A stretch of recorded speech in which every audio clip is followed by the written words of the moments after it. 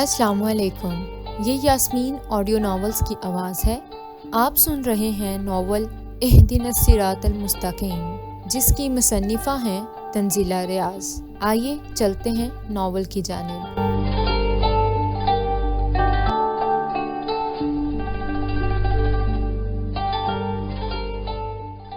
میرا نام زینب ہے جی، اس نے اپنے ہاتھوں کو تکتے ہوئے بامشکل یہ فکرہ ادا کیا۔ اس کی پیشانی اور ہاتھوں پر پٹی بندھی ہوئی تھی، مگر اس کے علاوہ بظاہر اسے کوئی بڑی چوٹ نہیں آئی تھی۔ لاہور پہنچتے ہی سب سے پہلے اس کا تفصیلی میڈیکل چیک اپ کروایا گیا تھا۔ ہوش میں آنے کے بعد یہ پہلا مکمل فکرہ تھا جو اس نے ادا کیا تھا۔ اس سے پہلے وہ مسلسل سوال پوچھنے پر بھی کچھ نہیں بول رہی تھی۔ ایسا لگ رہا تھا جیسے وہ کسی سے بہت زیادہ خوفزدہ ہے۔ بی بی، نام سے فرق نہیں پڑتا، ہمیں حقیقت بتاؤ، کس سے ڈر کر بھاگ رہی تھی تم؟ قتل کیا ہے، عشق و عاشقی کا چکر ہے یا جائیداد کے تنازع ہیں؟ اتھر نے اسے گھورتے ہوئے کہا۔ اس کا لہجہ نہایت تلخ تھا۔ وہ واحد شخص جو اس عورت کو اس روز سڑک سے اٹھا کر اپنے ساتھ لانے کو تیار نہیں تھا، وہ اتھر بخاری تھا۔ وہ اب بھی اس عورت کو گھورنے میں مصروف تھا۔ اتھر کی بات پر اس نے مزید سر جھکا لیا۔ سیدھا سادہ پولیس کیس ہے اسفند، یہ عورت شکل سے ہی ڈرامے باز لگتی ہے۔ اتھر اسفند کی جانب دیکھتے ہوئے بولا۔ اسفند نے اسے گھور کر دیکھا اور خاموش رہنے کی ہدایت کی۔ کمرے میں ان دونوں مرد حضرات کے علاوہ زویا اور شیری بھی موجود تھی۔ آپ کو گھبرانے یا کسی سے بھی ڈرنے کی ضرورت نہیں ہے، ہم آپ کی مدد کرنا چاہتے ہیں، مگر یہ تبھی ممکن ہے جب آپ ہمیں اپنے متعلق سب کچھ بتائیں گی۔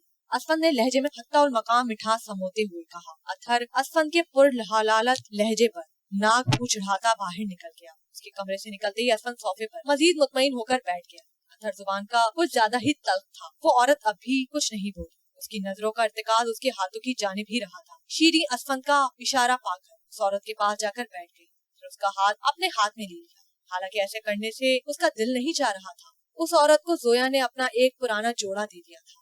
وہ اس وقت اسی لباس میں تھی، مگر ایسا لگ رہا تھا کہ لباس کی اہمیت بھی کم ہو گئی ہے۔ سانولی سلونے سی وہ عورت گلابی رنگ کی شلوار قمیض میں مزید سانولی لگ رہی تھی۔ مس شیری کے ہاتھ پکڑنے پر اس عورت نے سر اٹھا کر اس کی جانب دیکھا، پھر منت بھرے انداز میں بولی، باجی مجھے پنڈ گاؤں جانے والی لاری میں بٹھا دے، مجھے واپس جانا ہے۔ باجی؟ واٹ ربش، میں تمہاری باجی نہیں ہوں، یہاں کوئی تمہاری باجی نہیں ہے، اسٹوپڈ عورت۔ مس شیری نے یکدم اس کا ہاتھ چھوڑ دیا اور ناک چڑھا کر بولی، کون سے پنڈ جانا ہے تمہیں؟ ہم تمہیں بس میں بٹھا دیں گے، مگر جب سے آئی ہو تم نے کچھ بھی نہیں کھایا، انجیکشنز اور ڈرپ پر گزارا کر رہی ہو، کھانا کھا لو پھر چلی جانا۔ اسفند نے بغور اسے دیکھتے ہوئے نرم لہجے میں کہا۔ وہ عورت کچھ نہیں بولی، یقیناً وہ کچھ کھانا چاہ رہی تھی۔ اسفند کے اشارے پر ملازم بہترین ریسٹورینٹ سے کھانا لے آیا تھا۔ چند منٹوں بعد اس عورت کے سامنے انواع اقسام کے کھانے سج گئے تھے، اور اس عورت نے بھی کسی کو مایوس نہیں کیا تھا۔ وہ کھانے پر ٹوٹ پڑی تھی اور سب لوگ اس عورت کو اس قدر رغبت سے کھاتا دیکھ رہے تھے۔ وہ اپنا نام زینب بتاتی ہے اور بہت مظلوم عورت ہے۔ اس کا شوہر اسے قتل کرنے والا تھا، مگر وہ بھاگ کر بس اسٹینڈ تک آ گئی،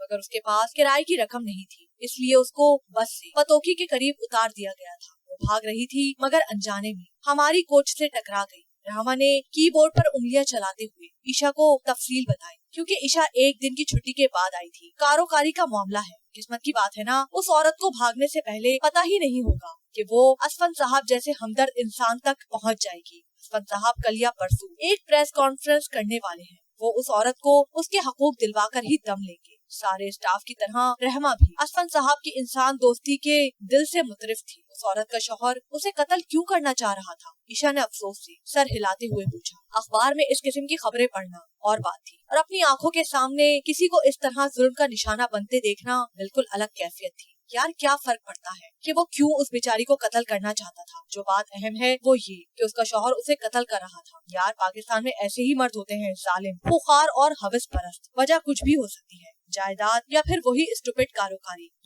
گاؤں میں مرد اپنی عورتوں کو اس لیے بھی ٹارچر کرتے ہیں کہ وہ ان کی مرضی کے کام پر تیار نہیں ہوتی۔ خیر یہ تو شہروں میں بھی ہوتا ہے، مرد عورت کو خوش دیکھ ہی نہیں سکتا۔ رحمہ نفرت و حقارت سے کہہ رہی تھی۔ عشا اس کی طرف دیکھ کر رہ گئی۔ ابھی وہ باتیں کر ہی رہی تھی کہ انہیں اسفند صاحب کے روم میں میٹنگ کے لیے کال کر لیا گیا۔ روم میں داخل ہوتے ہی عشا کی نظر اس معصوم و مظلوم عورت پر پڑی۔ وہ شکل سے ہی اس قدر لاچار و مفلس لگ رہی تھی کہ ان سب کا دل اس کے لیے ترہم سے بھر گیا۔ یہ زینب ہے، یہ بھی ان مظلوم عورتوں میں سے ایک ہے جو مرد کے ظلم کا شکار ہوئی۔ اس عورت کی غلطی اتنی بڑی نہیں جتنی بڑی اس کو سزا دی گئی۔ इसके शौहर ने इस पर बदकारी का इल्जाम लगाकर इस पर टॉर्चर किया। इसे मोहल्ले की गलियों में घसीटा गया, इसके कपड़े फाड़ दिए गए और इसे मारा पीटा गया। फिर ये वहाँ से अपनी जान बचाकर भागी और फलाह पहुंचकर दम लिया। शीरी उन सबके चेहरों को बगौर देखते हुए कह रही थी, मीडिया और प्रेस के सामने कोई ये नहीं कहेगा कि ये हमें पतोकी में मिली थी, बल्कि हम सब यही कहेंगे कि ये खुद हमारे पास मदद के लिए आई थी।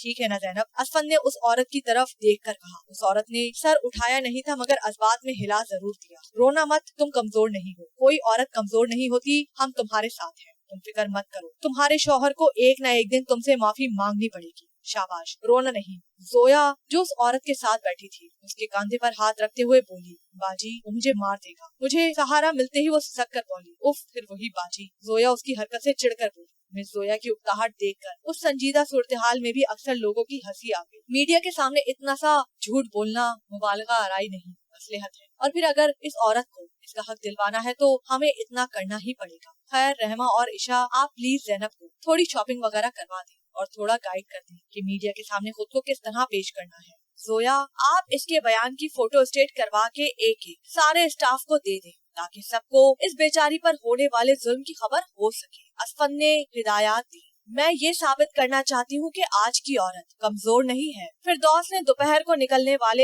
एक निचले दर्जे के अखबार की सुर्खी बा आवाज़े बुलंद पढ़ते हुए सताइश भरी नजरों से असफन रहीम और उसकी टीम की जानिब देखा। आज से 5 साल कबल फलाह नामी उस एनजीओ को बनाने का ख्याल फिरदौस करीम के जरखेज जहन की पैदावार था। वो गुज़िश्ता कई सालों से अमेरिका में रिहाइश पजीर था। इसी हिसाब से उसकी शनासाई अमेरिकन पार्लियामेंट तक थी, जबकि पाकिस्तान में उसने असफन रहीम जैसे दाना और ज़ीरक शख्स को अपना दस्ते रास्त बनाया था। असफन रहीम की पीआर भी फिरदौस करीम से कम नहीं थी। फिरदौस की दिलचस्पी देखकर असफन ने मजीद अखबारात उसके सामने रखे। ये सब दोपहर और शाम के वक्त निकलने वाले अखबारात थे, जिनका बुनियादी मकसद सनसनी फैलाना था। इस किस्म के तकरीबन सब अखबारात ने ज़ैनब अली की प्रेस कॉन्फ्रेंस को बहुत मुनासिब किस्म की कवरेज दी थी। इंग्लिश न्यूज़पेपर में खबर लग जाती तो ज्यादा अच्छा था। तुम जानते ही हो, गरीब और मजलूम को तब तक मदद नहीं मिलती जब तक बड़े उसका साथ ना दें,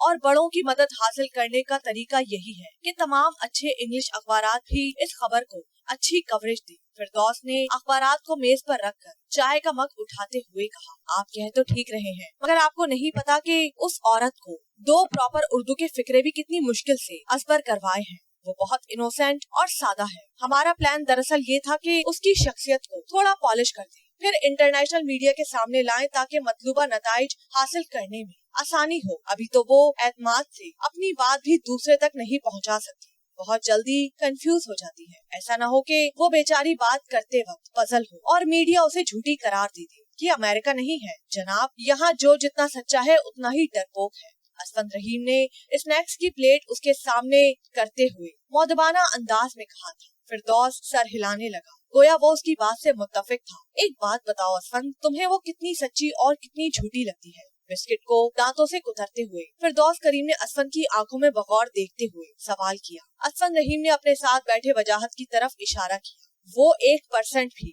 झूठी नहीं है, ये बात मैं वसूख से कह सकता हूँ। झूठ की आमजिश हमने की है, और वो भी इसलिए कि अपनी एनजीओ को प्रमोट करने के लिए हमें इस किस्म के झूठ बोलने पड़े थे। इस औरत की कहानी मैं आपको सुनाता हूँ, आप खुद फैसला कर लीजिएगा। वो बहुत मजबूत लहजे में बोला। ये औरत कोहला नामी एक छोटे से गाँव की रहने वाली है। दूसरी तमाम औरतों की तरह इसे भी कपड़े और जेवरात वगैरह जैसी चीजों से इश्क है, मगर इसका मतलब ये नहीं कि वो इन चीजों के हुसूल के लिए कोई गलत काम करती है या वो कोई बदकार औरत है। उसने हमेशा साफ सुथरी जिंदगी गुजारी है। दरअसल उसका ताल्लुक खाना बदोशों से है। उसका बाप पैदाइशी नशे था, यानी बहुत छोटी उम्र से सस्ते किस्म के घटिया नशे वगैरह करता था, और उसकी माँ भीख मांगकर गुजारा करती थी क्योंकि वो कुछ और नहीं कर सकती थी। जबकि उसकी 2 बड़ी बहनें अपना आप बेचकर जिंदगी गुजार रही थी। 14 साल की उम्र में उसके बाप ने एक शख्स के हाथ उसको 5000 में बेच डाला, और खरीदने वाला शख्स उसके शौहर का चचाजाद भाई था। साजिद अली ने अपने चचाजाद भाई से इसको खरीदकर इससे शादी की थी। इब्तिदा में साजिद अली के खानदान ने ज़ैनब को कबूल नहीं किया था, मगर आहिस्ता आहिस्ता सूरत हाल बेहतर होती चली गई। साजिद अली ने ज़ैनब से शादी तो कर ली, मगर उसके दिल में शकूक व शुबहात जन्म लेते रहते थे। वो ज़ैनब पर शक करता था और मारपीट भी करता था। ज़ैनब फिर भी उसकी मशकूर थी कि साजिद अली ने उसे बीवी का दर्जा दिया और बकौल उसके जिंदगी की हर सहूलत दी, मगर उसके बैकग्राउंड की वजह से साजिद अली हमेशा ज़ैनब के मुतालिक शकूक का शिकार रहता। सोने पर सुहागा गांव के इमाम मस्जिद ने किया, वो ज़ैनब के शौहर के कान भरता रहता था। ज़ैनब का कहना है कि वो ज़ैनब को बुरी नजर से देखता था। उन्हीं दिनों कोई पीर साहब कोहला में वारिद हुआ, वो हर मसले के हल के लिए तावीज देता था। ज़ैनब चाहती थी कि साजिद अली मौलवी बाकर के तसल्लुत से आजादी हासिल कर ले, सो वो भी पीर साहब से तावीज ले आई। पीर साहब ने सख्ती से मना किया कि इस बारे में किसी से कुछ नहीं कहना, वरना अमल बेकार हो जाएगा। मौलवी बाकर ने ज़ैनब को पीर साहब के डेरे पर जाते देखा तो उसके शौहर से शिकायत कर दी। वो शक्यूर कल्ब बीवी से इस बात को बुनियाद बनाकर खूब लड़ा और उस पर हाथ भी उठाया। उसके कुछ दिन बाद साजिद अली का चचाजाद भाई उनके घर के करीब से गुजरा तो अहमद यानी ज़ैनब और साजिद के बेटे के रोने की आवाज सुनकर घर के अंदर आ गया। वो अभी अहमद के मुतालिक इस्तफसार कर रहा था कि साजिद अली घर आ गया। उसने ज़ैनब को सफाई का मौका दिए बगैर उसे मारना शुरू कर दिया, उसके कपड़े फाड़ दिए और फिर मोहल्ले वालों के सामने उसे कुल्हाड़ी के वार करके कत्ल करने लगा था कि मगर ये वहाँ से भाग निकली और फिर ये हम तक पहुँच गई। ये बातें हमने अपने जराये से मालूम की है, यानी सिर्फ ज़ैनब के कहने का भरोसा नहीं किया, बाकी सब तो आपके सामने है सर। ज़ैनब का कहना है कि अहमद को सर में चोट लग गई थी, सो उसे साजिद अली के कजन को घर बुलाना पड़ा। आप खुद बताइए सर, क्या इस जमाने में औरत को ये हक भी नहीं कि वो मुसीबत में किसी से मदद ले सके? वजाहत ने वो तमाम तफसीलात उनके गोश गुजार कर दी जो इतने दिनों में उसने जमा की थी। उसने उन औरतों के व्यूज भी इकट्ठे किए थे जो उस वाक़े के रोज वहाँ मौजूद थी। ये सब सुनकर किस कदर अफसोसनाक लगता है। फिरदौस साहब तासुफ से सर हिलाते हुए बोले। कमरे में काफी देर तक खामोशी छाई रही, फिर मिस शीरी ने उस खामोशी को तोड़ा। सर, आप जरा फंड्स की सालाना रिपोर्ट भी चेक कर लें, फिर आपको रक्षिंदा जिलानी साहिबा को फोन भी करना है। हम चाहते हैं ज़ैनब के खुला के सिलसिले में उन्हीं की खिदमत हासिल की जाए। Oh yes sure, Mrs Rakhshinda Jilani बहुत नाइस है, वो जरूर ज़ैनब की मदद करेगी। वैसे क्या ज़ैनब खुला लेना भी चाहती है या दबाव में आकर ऐसा कर रही है? फिरदौस करीम ने एक और सवाल उठाया। दबाव कैसा? वो दिलो जान से तैयार है। ऐसे शक्यूर कल्ब जालिम इंसान के साथ कौन गुजारा कर सकता है? असफंद रहीम ने जरा की जरा चिढ़कर कहा। फिरदौस करीम चंद लम्हे इधर उधर की बातों के बाद मिस शीरी के साथ अकाउंट सेक्शन की तरफ चला गया। जोया, तुम जरा इस औरत पर ज्यादा मेहनत करो, इसका बोलने का स्टाइल थोड़ा इम्प्रूव करो और सबसे पहले इसको बेहतर किस्म के कपड़े और जूते दिलवाओ। इसकी जाहिरी शख्सियत को निखारना बेहद जरूरी है ताकि इंग्लिश अखबारात में जब इसकी रंगीन तस्वीर शाया हो तो वो एक शानदार खातून दिखाई दे। असफंद ने सोफे पर नीम दराज होते हुए उसे हिदायत दी। उसके बाद बहुत सी ऐसी एनजीओ जिनका इल्हाक यूरोपियन या अमेरिकन एनजीओ से था ने वक्तन फवक्तन उन लोगों से राब्ते किए थे। मुल्क के कई समाजी रहनुमाओं ने भी फोन या मुलाकात के जरिए ज़ैनब को मदद का यकीन दिलाया था। वो आम सी औरत जो शोहर के जुल्म से आजिज होकर घर से भागी थी, यकदम इस तरह लाइमलाइट में आई थी कि खुद उसको अपना आप पहचानना मुश्किल लग रहा था। उसके पाँव के नाखून से लेकर उसके बालों के रंग तक हर चीज तब्दील कर दी गई थी। ज़ैनब खुश और मुतमईन थी। ज़ैनब जुल्म के खिलाफ आवाज उठाएगी। जहूर भाई ने ईशा की तरफ देखते हुए शरारती अंदाज में किसी मैगजीन में छपने वाले आर्टिकल की सुर्खी का हवाला दिया। ज़ैनब नामी एक मजलूम औरत का किस्सा अक्सर मैगजीन में कवर स्टोरी के तौर पर लगने और बहुत से अखबारात में कसरत से छपने के बाइस हर खास व आम के लिए मौजूद बहस बन चुका था। बहुत अरसे बाद वो सब लोग इस तरह से इकट्ठे हुए थे। ईशा की सबसे छोटी नंद की मंगनी थी। बाकी सब लोग रावलपिंडी और इस्लामाबाद में ही रहाइश पजीर थे और हर वीकेंड पर मिलना जुलना हो जाता था, जबकि ईशा और आदिल महीनों बाद ही आ पाते थे, इसीलिए उनको प्रोटोकॉल भी ज्यादा मिलता था। मंगनी की रस्म से फरागत पाकर अब सब लाउंज में चाय कॉफी के लुत्फानंदोज होते हुए बातों में मसरूफ थे। ज़ैनब अली से तुम्हारी मुलाकात भी हुई होगी ना? लाइव देखने में कैसी लगती है? सबा आपी ने ईशा से इस्तफसार किया। वो उसकी बड़ी नंद थी। मुलाकात? मोहतरमा लंच और डिनर भी ज़ैनब अली साहिबा के साथ करती थी। आदिल ने मुस्कुराते हुए जवाब दिया। ईशा को उसके अंदाज में अजब सा तंज महसूस हुआ। ससुराल में उसकी हमेशा ही खूब इज्जत होती थी।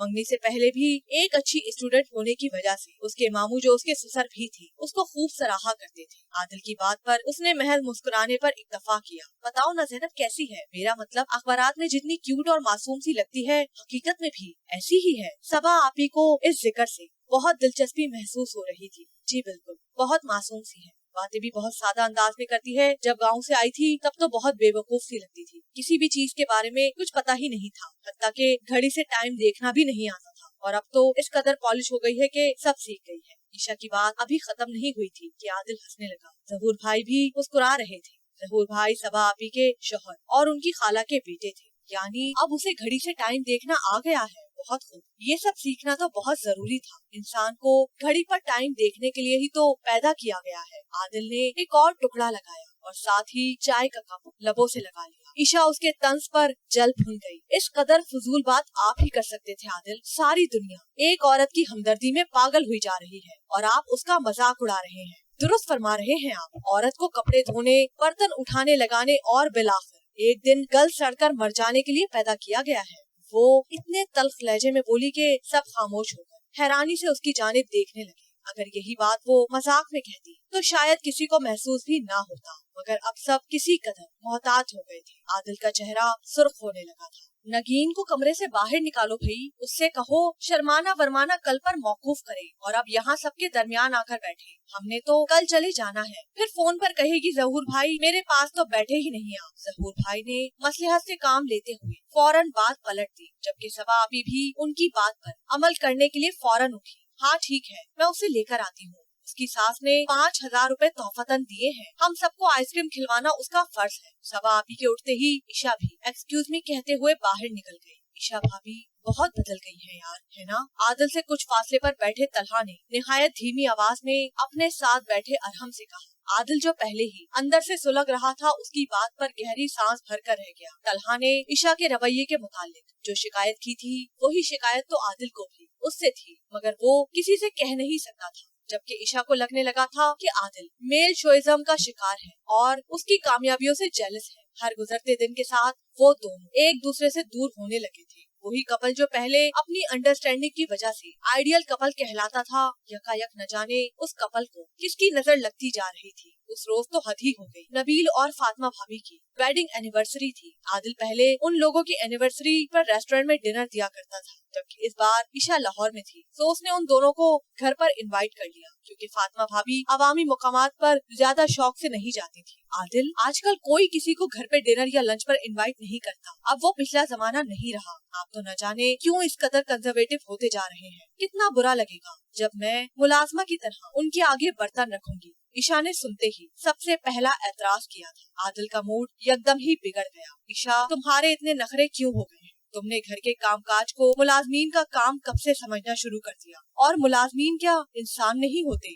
तुम जो हर वक्त मुझे कंजर्वेटिव होने का ताना देती हो, मैं तुम्हें क्या ताना दूं? तुम्हें नहीं लगता कि तुम्हारा दिमाग आजकल सातवें आसमान पर रहने लगा है? तुम्हारी और मेरी अम्मी, तुम्हारी और मेरी बहनें यानी यही काम करती हैं, खाना पकाना या सर्व करना। इतना बुरा काम नहीं जितना तुम समझती हो। हमारी क्लास की औरतें इस काम को बुरा नहीं समझती। वो खफगी से बोला। आपकी क्लास की औरतें कुछ भी नहीं समझती, क्योंकि आप जैसे मर्द उन्हें सील बंद पैकेट में रखकर उनकी सारी अकल छीन लेते हैं। और जब अकल ही नहीं होगी तो कोई सोचे समझेगा क्या? कम से कम मैं ऐसी कभी नहीं हो सकती। मुझे अल्लाह ने अकल दी है और अच्छे बुरे की तमीज भी। मुझे पता है कि मेरे क्या हकूक हैं। और ईशा इससे ज्यादा तल्ख लहजे में बोल रही थी। इसी चीज ने तो तुम्हारा दिमाग खराब कर दिया है। ये जिस स्टूपिड जगह पर तुम जॉब कर रही हो, ये सारे अहमकाना ख्यालात इसी जॉब का नतीजा है। हद हो गई। यानी कि सब हकूक तो बाखूबी असबर हैं, मगर जो फराइज हैं वो भूल गए हैं। ये जिस फलाह का नारा तुम हर वक्त लगाती हो ना, ये तुम्हें तुम्हारी फलाह से दूर कर देगा। यार, सिर्फ ऊंची आवाज में चिल्लाने से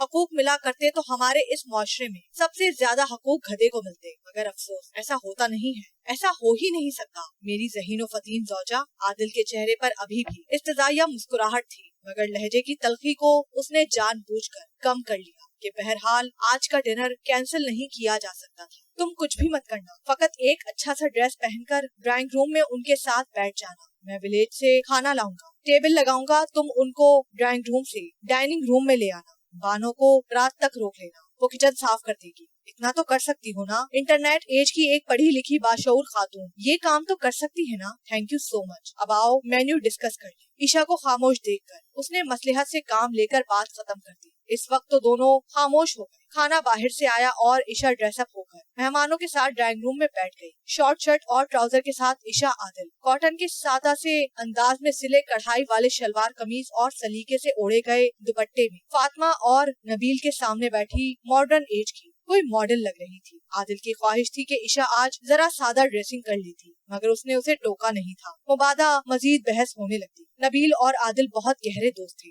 नबील की फैमिली बहुत रिवायती वाक़े हुई थी और फातिमा भाभी के ऊपर भी मजहब की गहरी छाप थी। हालांकि वो नौ मुस्लिम थी और नबील से शादी के बाद उन्होंने इस्लाम कबूल किया था। मर्द और औरत बराबर हैं। वो खामखा अपने आप को बरतर समझते हैं। खाना खाने के दौरान नबील की किसी बात पर ईशा ने कहा था, मैंने कुरान में पढ़ा है मर्द को औरत पर बर्तरी हासिल है और उन पर नान नफके की जिम्मेदारी है। फातिमा भाभी ने फ्राइड राइस से भरा चमचा मुंह में रखते हुए अपने ब्रिटिश लहजे के साथ मगर उर्दू जुबान में बोली थी। मर्द अगर औरत को फाइनेंशियली सपोर्ट करता है तो इसका मतलब ये नहीं कि वो बर्तर और औरत कमतर है। ईशा नाखून से नाक चढ़ाकर बोली। उसकी ऊंची आवाज पर फातिमा भाभी ने उसकी जानिब देखा, फिर अपनी प्लेट पर झुककर बोली, हाँ पता नहीं, आप ठीक कह रही होंगी। इनफैक्ट मैंने कुरान पाक का तर्जुमा पढ़ा था। फातिमा भाभी ये साग लीजिए ना, नबील बता रहा था आपको साग पसंद है। आदिल ने फौरन साग का बाउल उनके सामने कर दिया था। Oh sure, I love this green dish. उन्होंने फौरन बाउल लेकर साग फ्राइड राइस के ऊपर उंडेला। मेरी बीवी बहुत स्वीट है। एक बार मैंने कहा था कि मुझे सब्ज रंग की सारी सब्जियां पसंद है, तब से पालक साग बहुत शौक से खाती है। कहती है इस्लाम यही सिखाता है कि शौहर के साथ ताबेदारी की हद तक वफादार रहो। ये वफादारी और मोहब्बत को एक ही मायने पहनाती है। नबील मेज पर झुककर आदिल की तरफ देखकर पंजाबी में बोला। आदिल मुस्कुरा कर रह गया। नबील ने मिशिगन यूनिवर्सिटी से MS किया था, तभी उसकी क्लास फेलो को उससे मोहब्बत हो गई और ये मोहब्बत शादी के बाद मजीद बढ़ गई थी। फातिमा भाभी ने नबील के लिए अपना करियर भी पसे पुश डाल दिया था। पाकिस्तान आकर वो बहुत घरेलू किस्म की जिंदगी गुजार रही थी और इसी में खुश थी। ईशा आप क्या कह रही थी? फातिमा भाभी अभी तक वहीं अटकी हुई थी, सो उन्होंने वही मौजू छेड़ दिया। हालांकि आदिल इसी मौजू से फरार हासिल करना चाह रहा था। मुझे क्या कहना है, फकत यही कह रही थी कि अब जमाना तब्दील हो चुका है। अब वो जमाना नहीं रहा कि आदमी को खुदा बनाकर पूजा जाए। ये मखलूक इस काबिल नहीं है। ये आदमी औरत को जानवर समझते हैं, जबकि जानवर ये खुद हैं। इन्हें बर्तर कहकर हमने इन लोगों के दिमाग खराब किए हैं। मेरा ख्याल है अब इस ओल्ड फैशन थ्योरी को खत्म कर दिया जाना चाहिए। चिकन पीस को कांटे की मदद से काट कर खाते हुए ईशा की मुंह से लफ्ज नहीं गोया शोले निकल रहे थे। आदिल ने उसे घूर कर देखा। ये वो ईशा नहीं थी। सिर्फ 4 माह एक जगह जॉब करने से वो ईशा नहीं रही थी, कुछ और बन चुकी थी। उसकी बात पर फातिमा भाभी ने चमचा प्लेट पर रखकर उसकी जानिब देखना शुरू कर दिया। I am sorry Isha. वो ईशा को ईशा कहा करती थी। मैं ज्यादा तो नहीं जानती, बट जितना भी मैंने पढ़ा है कुरान और हदीस से जो सीखा है वो ये सब नहीं है। इस्लाम हमें बताता है कि औरत का बहुत रुतबा है। जैसे मर्द की रिस्पेक्ट लाजिम है, वैसे ही औरत की रिस्पेक्ट करना मर्द पर लाजिम है। मुआशरा इसी तरह मुतवाजन होता है। मगर इस्लाम ये भी कहता है कि औरत की जिम्मेदारियां मर्द की जिम्मेदारियों से मुख्तलिफ हैं। आदिल और नबील भी उन दोनों खवातीन की जानिब मुतवज्जो हो चुके थे। सारी दुनिया में यही होता है, जो ज्यादा जिम्मेदारी निभाता है उसको ज्यादा रिगार्ड मिलता है। मर्द की जिम्मेदारियां औरत से थोड़ी सी ज्यादा है, इसीलिए मर्द को औरत से बरतर किया गया है और वो ज्यादा जिम्मेदारियां निभाता है, इसीलिए कहा गया है कि मर्द औरतों पर कवाम है। मगर ये बरतरी फखर के जुमरे में नहीं आती और मैंने अपने घर में और इर्द गिर्द ऐसा देखा भी नहीं है। नबील मेरी बहुत रिस्पेक्ट करते हैं, अपने हर फैसले में मुझे शरीक करते हैं, मेरी मर्जी को अपनी मर्जी पर मुकद्दम ख्याल करते हैं। इसी तरह अंकल और शर्जील भी मुझे बहुत अहमियत देते हैं। मुझे तो कभी ये फील नहीं हुआ कि हमारे मुआशरे में मर्द औरत को दबा कर रखते हैं। मेरी 2 सिस्टर इन लॉ हैं, उनके घरों में भी सब मर्द बहुत सुलझे हुए हैं। इस्लामी व्यूज ने उनको सिखाया है कि औरत के साथ किस तरह डील करते हैं, सो वो हम सब खवातीन के साथ अच्छी तरह पेश आते हैं। उनके इस लंबे चौड़े इजहार ख्याल ने ईशा को अच्छा खासा तिलमिलाने पर मजबूर किया था। वो बामुश्किल खुद पर काबू पाते हुए बोली, आपने बात का रुख किसी और तरफ मोड़ दिया है। मैं एक आम बात कर रही थी, हमारे मुआशरे में इसी तरह होता है। वो इससे ज्यादा कुछ कह नहीं पाई। फलाह के ऑफिस में बैठकर इजहार ख्याल करना एक अलग बात थी, क्योंकि वहाँ कोई इस किस्म की बातों से इख्तिलाफ नहीं करता था। वहाँ तकरीबन सब लोग एक ही सोच के मालिक थे। ईशा भाभी आप नॉर्मल नहीं है। आई एम सॉरी, मेरा मतलब है ऐसी बातें कोई नॉर्मल दिमाग नहीं सोचता, ये तो एबनॉर्मल ख्यालात हैं। मैं तो ऐसा नहीं सोचती, फातिमा ने बहुत झिझकते हुए कहा। बहुत खूब, यानी आप ये कहना चाहती हैं कि ये जो इतने सारे लोग इस किस्म के आइडियाज रखते हैं, क्या वो सब एबनॉर्मल हैं? क्या वो सब लोग जो औरतों के हकूक की बात करते हैं वो नॉर्मल नहीं है? ईशा इस्तदाइया मुस्कुराहट लबों पर सजाते हुए बोली, जी हाँ। फातिमा ने 2 टोक जवाब दिया था। हकूक तो हकूक होते हैं, उनमें मर्द औरत की तशखीस कहाँ से आ गई? जब हम बच्चों के हकूक की बात करते हैं तब तो हम ये नहीं कहते कि बच्चे के अलग हकूक होते हैं और बच्ची के अलग हकूक हैं। या हम बूढ़े लोगों के हकूक की बात करते हैं तब भी हम मर्द और औरत बूढ़ों को अलग अलग खाने में नहीं रखती। ईशा, मैंने जिंदगी का बड़ा हिस्सा अमेरिका में गुजारा है। जाहिर है मेरी परवरिश उसी माहौल में हुई। मैंने अपनी जिंदगी के 25 सालों में कभी वहाँ किसी को ऐसी बातें करते नहीं सुना। ये तो यहाँ पाकिस्तान में ही होता है। ऐसा लगता है एक एबनॉर्मल सोच यहाँ की खवातीन में पैदा की जा रही है, और माफ कीजिएगा सिर्फ कम अकल खवातीन इन बातों में आ रही हैं। 20वीं सदी की इब्तिदा में यूरोप में हकूक़े निस्वा की बेशुमार तहरीकें उठी। निस्बतन आज का यूरोप मॉरस वजूद में आया। अमेरिका पर भी इसके असरात हैं, जो शक्ल उन दो माशरों की आज हमारे सामने है। ये इंतहाई गैर फितरी है। इसी किस्म का गैर फितरी मुआशरा हमारे यहाँ तश्कील देने की कोशिश की जा रही है। ये मसाइल नहीं है कि किसी बहन का भाई उसे उसकी मर्जी के कपड़े नहीं पहनने देता, या किसी बच्ची का बाप उसे घर से निकलने से पहले दुपट्टा ओढ़ने की तलकीन करता है, और किसी बीवी का शौहर उसे कुछ लोगों से मिलने से रोकता है। हमारे मुआशरे में बहुत मुख्तलिफ किस्म मसाइल हैं जिनका हमें सामना है। हमारे अहम मसाइल को सानवी करार देकर हमें गैर जरूरी और गैर सेहतमंदाना सोच में उलझाया जा रहा है। मैं ये नहीं कहती कि औरत को मसाइल का सामना नहीं, यकीनन है, मगर ये मसाइल नहीं है, सिर्फ अच्छी सोच के फिकदान के बाइस पैदा होने वाली सूरत हाल है। राई का पहाड़ बनाकर पेश किया जा रहा है। एक माँ यानी एक औरत अपने बेटे की परवरिश इस्लामी उसूलों के मुताबिक करना शुरू कर दे तो ऐसी सूरत हाल से बचा जा सकता है, मगर आज की औरत कम फहमी और कम अकली की बिना पर ऐसे मशागिल में खुद को उलझाना ज्यादा पसंद करती है जो आउटडोर होती है, जबकि बच्चे की परवरिश जैसी मुकद्दस जिम्मेदारी इंडोर है। मुआशरा खराब होगा तो उसका इल्जाम मुआशरे के अफराद की तरबियत करने वाली हस्तियों पर ही होगा।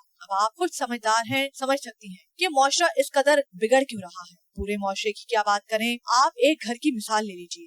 बाप कमा कर नहीं लाएगा तो घर में मुआशी मसाइल जन्म लेंगे, जबकि अगर औरत अपनी जिम्मेदारियां निभाने से इनकार कर दे तो जहनी, जिस्मानी, नफ्सियाती, रूहानी मसाइल जन्म लेंगे। क्या चीज ज्यादा नुकसान का बाइस बनेगी, ये बताने की जरूरत तो नहीं। फातिमा भाभी चंद लम्हे को रुकी। आदिल तो आदिल, खुद नबील भी हैरान होकर फातिमा की शक्ल देखने लगा था। उसकी बीवी का जहनी कैनवस इस कदर वसी है, शायद ये उसे खुद भी नहीं पता था। मेरी अमेरिकन फ्रेंड्स मुझे कंजर्वेटिव कहती हैं, जबकि मैं कहती हूँ मुझसे ज्यादा लिबरल कोई नहीं। लिबरल होता क्या है, ब्रॉड माइंडेड होना क्या है? हम इन लफ्जों का बहुत गलत इस्तेमाल करते हैं। इन लफ्जों में बहुत वसत है। जिस इंसान का जहन वसी है वही लिबरल है, वही ब्रॉड माइंडेड है। जानती हैं आपका प्रॉब्लम क्या है? आप फितरत से बगावत कर रही हैं। ये कैसे मुमकिन है कि मर्द को अल्लाह ने बेहतर बना दिया तो आप उसे कमतर करार दें? मसला ये है कि इस फजूल बहस से निकलकर काम किया जाए, फराइज को पहचान लिया जाए तो हकूक के लिए कभी जंग नहीं लड़ना पड़ती। रोटी, तालीम, रोजगार, रिहाइश, इस किस्म के मसाइल के हल तलाश करने के लिए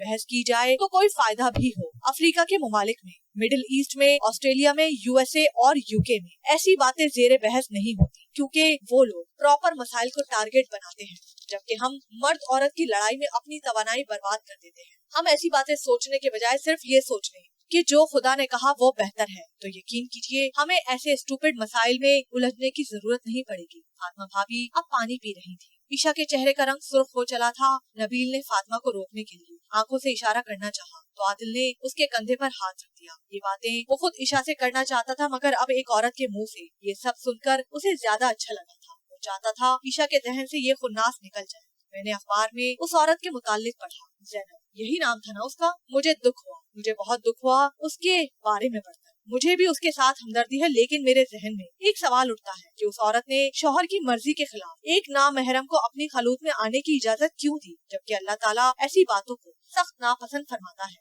एक हदीस शरीफ में भी मैंने ये पढ़ा था जिसका मफहूम यही था। इन सब बातों के बावजूद किसी ने भी उस औरत को ये समझाने की कोशिश नहीं की कि बीबी, गलती में पहल तुमने की है। उसके शौहर ने भी अगर उसको कत्ल करने की कोशिश की तो गलती की, मगर आपकी एनजीओ ने इस इशू को इस कदर मीडिया कवरेज दिलवाई के अब चाहते हुए भी उस औरत को समझाया नहीं जा सका। वो कभी अपने शौहर के साथ मुसाहलत पर राजी नहीं होगी, हालांकि सबसे पहले उनके दरमियान मुसाहलत की कोशिश ही की जानी चाहिए थी। अब क्या होगा? उस औरत का क्या करेंगे आप? हर एक को तो अमेरिकन एम्बेसी या कैनेडियन एम्बेसी वीजा देने से रही। आप लोगों ने उस औरत को एक ऐसी दुनिया में ला खड़ा किया है जहाँ बहुत चकाचौंध है। ये औरत अब अपनी दुनिया में वापस चली भी गई तो क्या ये उन्हीं हालात में जी पाएगी जिनमें पहले जीती आई थी? आपकी एनजीओ ने उस औरत का फकत इस्तेमाल किया है ताकि आप भी अपनी एनजीओ के लिए हुकूमत से ज्यादा ग्रांट हासिल कर सके। यहाँ ऐसा ही होता है। हुकूमत जब किसी एक जरूरतमंद की दाद रसी करती है तो ऐसे झूठे सच्चे मजीद केसेस सामने आ जाते हैं।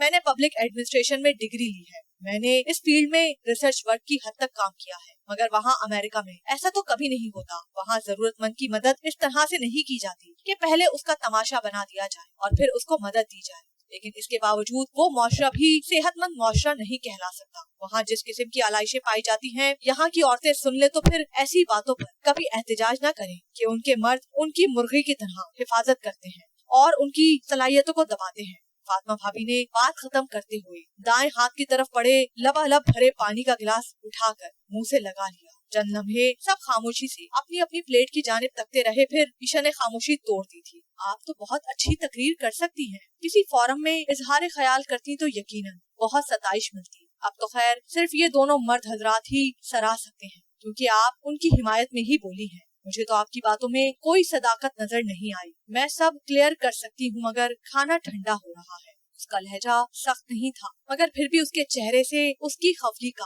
اندازہ ہو رہا تھا۔ فاطمہ نے چونک کر اس کی جانب دیکھا، پھر اس کے کاندھے پر ہاتھ رکھ کر بولی، مائی گاڈ، میں بہت احمق ہوں۔ آپ کو شاید برا لگا، میں اپنی دھن میں بولتی چلی گئی۔ مجھے خیال کرنا چاہیے تھا۔ انفیکٹ میں نے پڑھا تھا کہ ایک مسلمان اگر کوئی اچھی بات سیکھے تو اسے دوسرے مسلمان سے شیئر کرنا چاہیے اور حق بات کہنے سے ڈرنا نہیں چاہیے۔ ارے نہیں، نو پرابلم، ہم سب کا اپنا اپنا پوائنٹ آف ویو ہوتا ہے۔ میں نے مائنڈ نہیں کیا۔ آپ پلیز یہ مکس سبزی لیجیے، بہت اچھی ہے۔ عشا نے چہرے کے تاثرات بحال کرنے کی کوشش کرتے ہوئے مسکرا کر کہا۔ کھانا بہرحال کھا لیا گیا۔ کھانے کے بعد آئس کریم بھی تھی۔